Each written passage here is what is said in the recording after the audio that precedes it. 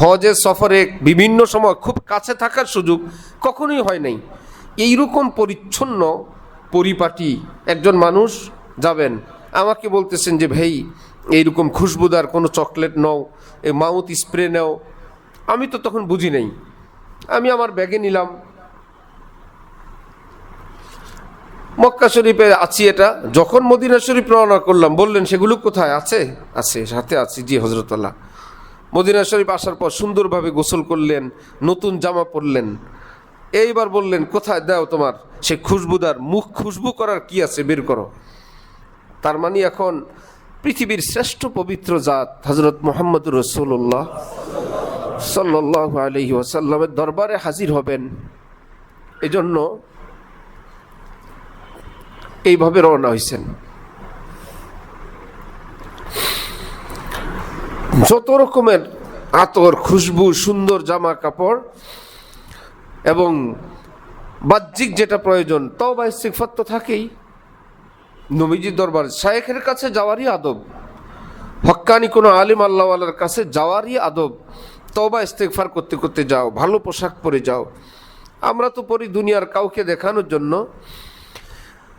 হজরত ওয়ালা করাচি বলেন আল্লাহ ওয়ালারা ভালো লেবাস এজন্য পারেন তাকে হাম আপনি আল্লাহ কো আচ্ছে লাগে, আল্লাহ পাক দেখলে যেন খুশি হয়ে যান, ওয়াহ কত সুন্দর পোশাক পরছে আমার বান্দা। সুন্দর পোশাক পরার একটু নিয়ত পরিবর্তন করলে সুন্দর পোশাকও হলো আরও সুন্দর হবে। আমি যত সুন্দর পরবো আমার আল্লাহ আমাকে তত সুন্দর দেখবেন। আমি আল্লাহকে আরও সাজুগুজু করে দেখাবো, আরও সুন্দর করে দেখাবো। আল্লাহু আকবার। তো হজরত ওয়ালা করাচি এক বাপের এক ছেলে ছিলেন। তো উনি বাড়িতে আসবেন, ওনার বাবা অনেক সুন্দর জামা পরতেন। ছেলে বাড়িতে আসবে, নিজের ছেলে বাড়িতে আসবে, ভালো জামা পরতেছেন বাবা, চোখে সুরমা দিচ্ছেন। তো ওনার মা বলতেন আপনি এমন করেন কেন? বলতেন আমার ছেলে আমার কাছে আসবে, এক নজরে দেখলে যেন বাবাকে ভালো লাগে, আমার বাবাকে কত সুন্দর লাগে, তো আপনি চোখে সুরমা দেন কেন?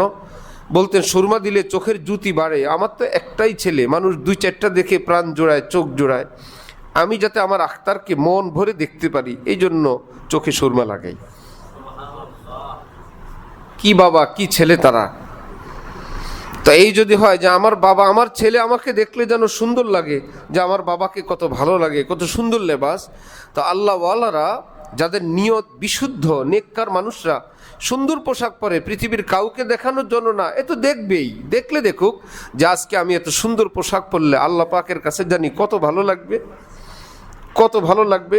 আজকে আমার শরীরের ময়লা পরিষ্কার হয়ে গেলে আল্লাহ জানি কত খুশি হবে যে আমার বান্দা কতটা পরিচ্ছন্ন। আল্লাহু নাজিফুন ইউহিব্বুন নাজাফা।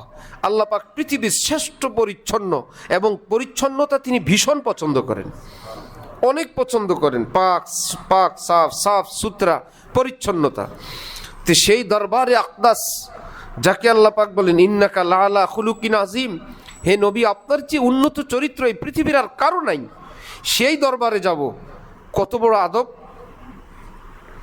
এবং মদিনা শরীফের এরিয়া, মদিনা শরীফের হুদুদ সীমানা যেখান থেকে শুরু, স্বয়ং নবীজি যখন বাহিরের সফরে যেতেন মদিনা শরীফের সীমানায় প্রবেশ করার আগে আগেই জামার বুতাম খুলে দিতেন, হাতা উপরে উঠায় দিতেন যেন মদিনা শরীফের বাতাস নবীজির গায়ে লাগে। আপনার জন্য মদিনা দামি, আপনিও মদিনার পাগল। নবী বলতেন আমিও মদিনার পাগল। সারা পৃথিবীর সকল আলেম ছোট্টখাট্ট কোনো কোনো বিষয় নিয়ে বিভিন্ন দ্বিমত, ভিন্ন মত পোষণ করেন, এর চাইতে বেশি একমত পোষণ করেন এইরকম সংখ্যা বেশি। দ্বিমত পোষণ করার সংখ্যা অল্প, একমত পোষণ করার সংখ্যা কি অনেক বেশি। হাজার হাজার লক্ষ লক্ষ বিষয় পুরো পৃথিবী এক, আমাদের চোখে পড়ে ভিন্নগুলো, কারণ এটা দিয়ে তো ভিন্নতা, না হলে তো একই হয়ে যায়। যে যার ভিন্নতা সেটা নিয়ে আলোচনা করে, এই জন্য নজরে পড়ে ভিন্নতা। যে সকল বিষয়ে একদম একমত এর মধ্যে একটি হলো এই যে আল্লাহর পরে সবচেয়ে বড় জাত রাসূলুল্লাহ সাল্লাল্লাহু আলাইহি। এবং নবীজি মদিনা শরীফে আছেন, রওজা শরীফের ভিতরে। এই জন্য রওজা শরীফের দাম কাবার চেয়ে, আল্লাহর আরশের চেয়ে বেশি। আল্লাহর পরে সবচাইতে বড় কে? আল্লাহর আরশ না নবীজি? তো নবীজি তো মদিনায়, নবীজি তো মদিনা মুনাওয়ারায়। যাদের আল্লাহ পাক তৌফিক দিছেন, অথবা আল্লাহ পাক তাদেরকে হিম্মত দিলেন, মনে মনে নিয়ত করেন ইনশাআল্লাহ जिंदगी है तो फकीरों का भी फेरा होगा, काबा सुनते हैं कि घर है बड़े दाता का रियाज।